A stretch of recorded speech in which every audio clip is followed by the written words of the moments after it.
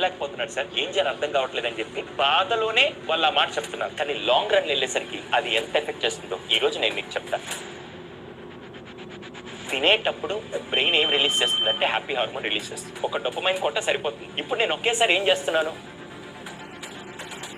దీన్ని dopamine hijack అంటాం. బాగా మరుగుతున్న వాటర్ లో చేయి పెట్టాలంటే భయపడతారు. అది ఇన్స్టెంట్ రిజల్ట్ కాబట్టి మనం జాగ్రత్తగా. ఇవన్నీ ఇన్స్టెంట్ రిజల్ట్ కాదు, లాంగ్ టర్మ్ లో చాలా ఎఫెక్ట్ అవుతుంది. 5-6 years వచ్చిన పిల్లలు కూడా సరిగ్గా మాట్లాడట్లేదనే కంప్లైంట్ ఇస్తున్నారు. ఫోన్ ఏంటి, ఆటిజం ఏంటి, థెరపీ ఏంటి. 2వ సంవత్సరం నడవాల్సిన వ్యక్తి 3, 4, 5 ఏళ్ళ దాకా కూడా నడవలేకపోతే దాని తర్వాత వయసు పెరిగే కొద్దీ మిగతా డెవలప్మెంట్ మీద అది కాంప్లికేషన్ అవుతుంది. కానీ బ్యూటీ కూడా చెప్తాను, మీరు చెప్తుంటే పిల్లల గురించి చెప్తున్నారా నా గురించి చెప్తారా అనే డౌట్ వస్తుంది. నాకు న్యూస్ చదువుతుంటాం. ఇంట్లో మా అమ్మ నన్ను కొట్టింది అని చెప్పినప్పుడు వాళ్ళకు అరెస్ట్ అయ్యి శిక్షలు కూడా పడినవి. బట్ ఇండియన్ పేరెంట్స్ చూసుకుంటే దండం దశగుండం భవే అన్నట్టు కొడుతూనే ఉంటారు. చిన్నప్పుడు పిల్లలు ఒక ఇడ్లీ ఇచ్చాడు కూర్చొని పెడితే రేపు ఉదయం దాకా కూడా అక్కడే కూర్చొంటారు, అసలు కదలరు. ఈ రోజు రివర్స్ అయ్యి ఒకడో ఇద్దరు మాత్రం కామ్గా కూర్చుంటారు, మిగతా వాళ్ళందరూ వెళ్ళి అగ్గిపెట్టి పెట్టి మొత్తం తగలబెట్టేసి వచ్చేస్తారు. ఒక టీవీ ఛానల్ ఇది రాగానే రేపటి నుంచి పిల్లలు వేసి 4 ఆబ్జెక్టులు పెట్టి ఇది వంకాయ, ఇది బెండకాయ, ఇది కలర్ అని చెప్పి పిల్లలు తీసుకొని సార్ ఇలా చేస్తున్నాడు, మా పిల్లలు కూడా ట్రైన్ చేద్దాం అంటే ఎక్కడో ఒక దోశ ఏంటి చంపేయండి, అంతకంటే ఇలా మాత్రం చేయకండి.